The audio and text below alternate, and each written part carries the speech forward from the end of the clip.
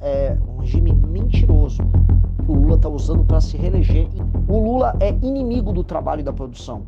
É um tema que se posiciona muito claramente, é a escala 6x1.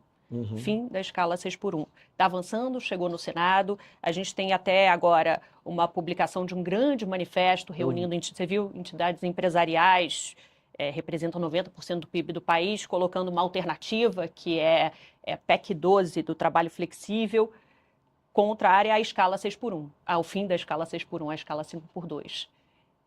Como é que é a sua posição? Eu já vi que você se posicionou contrário a isso. Minha posição é que o governo fez foi vagabundagem. A palavra é vagabundagem. Assim, o Brasil ele é um país que ele está fora das cadeias globais de produção. E para a pessoa que não está nos assistindo, o que isso significa? Significa que se você vai fazer um carro, nenhuma empresa quer jogar os componentes do carro para aqui. Se você vai fazer um celular, os componentes não são feitos aqui. Por quê? Porque é caro produzir aqui. E se é caro produzir os produtos que o mundo consome, significa que nós não teremos empregos de qualidade aqui. Então, o Brasil devia estar focando, que eu vou focar no meu governo, em fazer reformas que aumentem a competitividade. O Lula não liga para isso. A lógica do Lula, você pode pegar um mapa eleitoral do PT, é obter votos onde as pessoas não trabalham. E é verdade. Não estou aqui fazendo uma declaração preconceituosa nem nada. Onde você tem menos atividade econômica, onde você tem um maior número de pessoas dependendo de auxílios governamentais, a taxa de voto, percentual de voto no Lula é maior.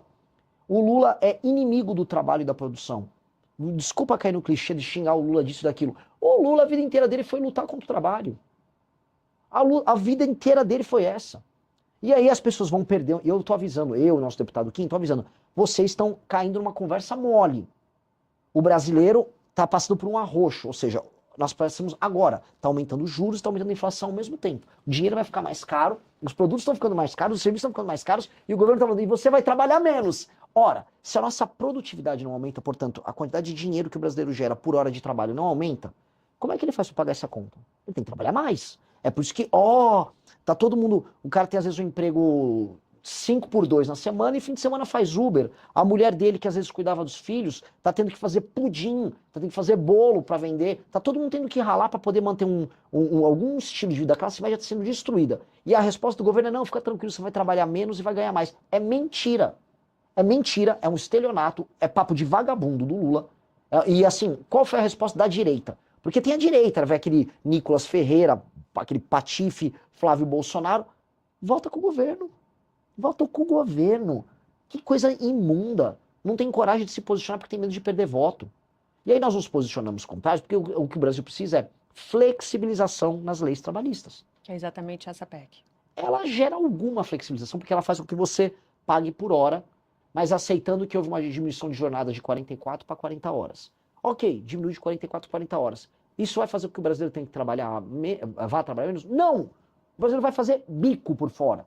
Todo mundo que tem restaurante, e mesmo agricultor já está combinando de fazer assim, ó. Olha, eu não vou poder, eu vou precisar que a gente trabalhe no sábado e no domingo. Então contrata os seus caras, você fala pro vizinho, eles trabalham até tal dia e aí nos outros dias eu vou ter que contratar. Só que para quem eles vão jogar o custo dessa ineficiência? É no preço da comida, vai jogar para o consumidor, vai diminuir as margens, já está todo mundo atolado, o agro está com um surto de recuperação judicial agora.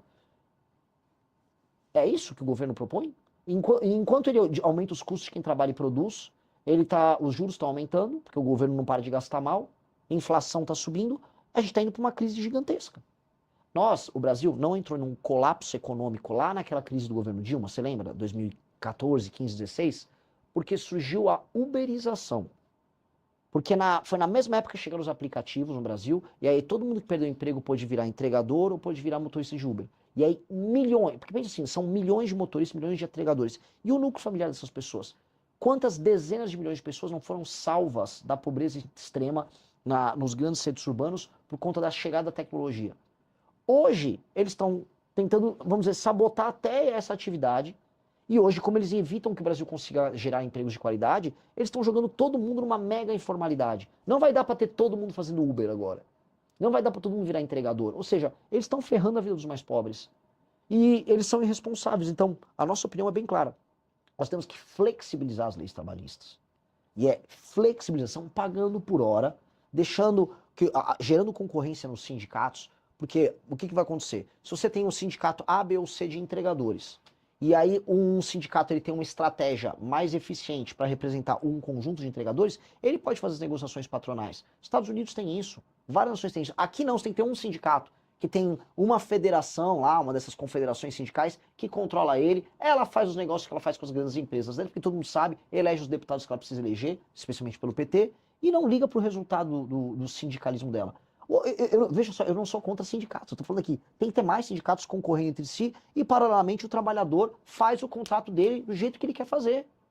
E flexibiliza. As experiências internacionais vão todas na linha de quem flexibiliza, gera mais emprego e gera mais renda. Então, é o que nós temos que fazer. Se avançar, e é o que parece, a votação da redução da escala 6x1, você, se eleito, trilharia algum caminho para tentar derrubar? Eu faria diferente. Já que eles destruíram a CLT com isso, eu vou propor um novo regime de contratação paralelo. Porque, olha só, já existe. Vamos ser bem sinceros.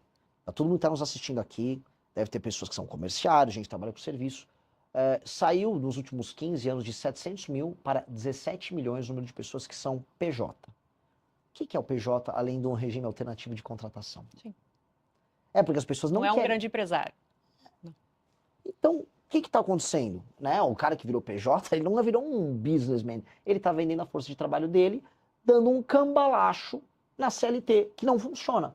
Ora, que tal nós aceitarmos que isso é um cambalacho e nós criarmos um regime alternativo formal, tudo certinho, bonitinho, a pessoa não precisa criar uma PJ, que ela trabalha como pessoa física e ela vem da força de trabalho e preste o serviço dela de maneira mais tranquila. Mas aí derrubando uma suposta redução da escala que passaria... Aí a pessoa é livre para fazer, porque o PJ já é livre para fazer. Você vai apresentar uma alternativa. Alternativa. Aí as pessoas misteriosamente vão preferir a alternativa. É isso que vai acontecer. Porque do jeito que está, é um regime mentiroso que o Lula está usando para se reeleger, enganando pessoas em áreas urbanas que vivem um drama. Qual é o drama do cara, da pequena porcentagem da população que vive na escala 6x1? Que é uma pequena porcentagem. CLT 6x1 não é o grosso das pessoas que trabalham no Brasil.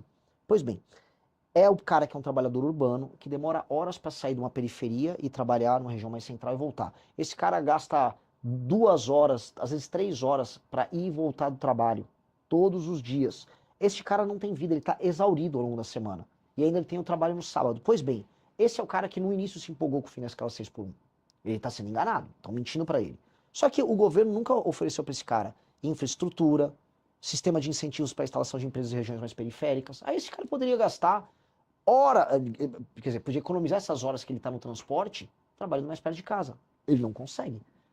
A grande maracutaia é que o trabalhador não consegue trabalhar perto de casa e ter um sistema de transporte precário. Como é que um cara que mora, vamos dizer, no extremo da Zona Oeste de São Paulo, vai de ônibus trabalhar, sei lá, em Moema, na Zona Sul? Demora 3 horas e pouco. Esse cara não tem vida. Como é que não existe um metrô que atende essa pessoa rapidamente? Né? Porque o Brasil não tem grana para investir em infraestrutura. Por que não tem grana para investir em infraestrutura? Porque gasta mal dinheiro. É um ciclo. Ciclo vicioso.